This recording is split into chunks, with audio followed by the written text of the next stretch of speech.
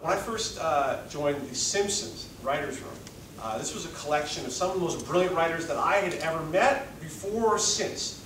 The way that room would work is the head writer would say, all right, everybody has their script, let's turn to page 3. We need a new joke for Homer. The room would then go into silence, sometimes for 5-7 minutes at a time, as people tried to think of a perfectly formed joke for Homer that would get a big laugh and impress the room. It was absolutely paralyzing.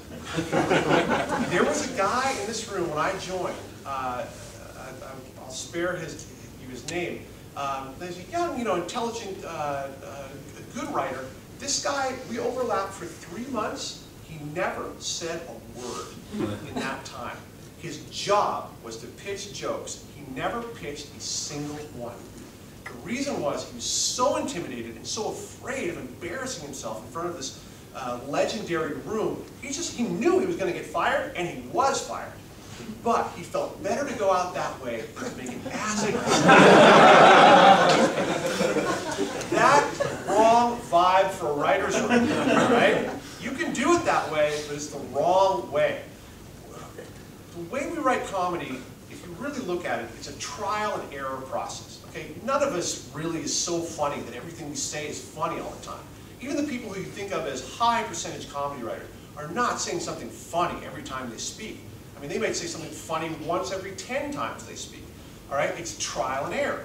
So what is the key to trial and error? If you're a factory, more trial. Don't have people sit in silence for 7 minutes. You haven't got any trial at all. All right, so how do you increase people pitching? Well, one thing you do is be an easy laugh. If I'm here and anybody pitches anything, I'm listening closely. There's something funny in what you just said. I'm telling you, that was a half-formed joke. I could barely understand it, but at the kernel of it, there's something funny about that. All right, that's the vibe that I project. There is nothing you can pitch that I don't see something kind of good in. All right, once you start to give people a little positive feedback for their little pitch, you'll notice that all these competitive writers start to pitch now because they want that positive feedback as well. A trick you can use is to, whenever anybody pitches anything, boom, write it down. Okay, so what we do is, in the modern television writer room, what we have is the head writer sits at the keyboard, and he has a screen here. But along the very long table that typifies the writer's room, all the writers are sitting around it.